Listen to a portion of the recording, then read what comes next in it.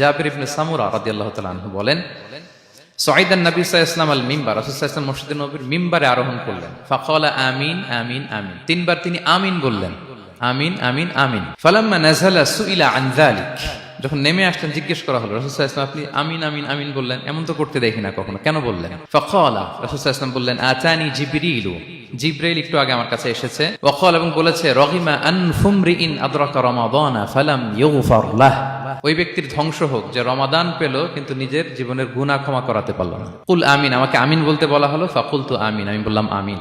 সম্মানিত সুধী, রাসূল সাল্লাল্লাহু আলাইহি ওয়াসাল্লামের পক্ষ থেকে বদদোয়া, হুঁশিয়ারি এবং তাদের ধ্বংসের জন্য রাসূল সাল্লাল্লাহু আলাইহি ওয়াসাল্লাম আমিন বলেছেন। কে আমিন বলেছেন বলেন তো সবাই?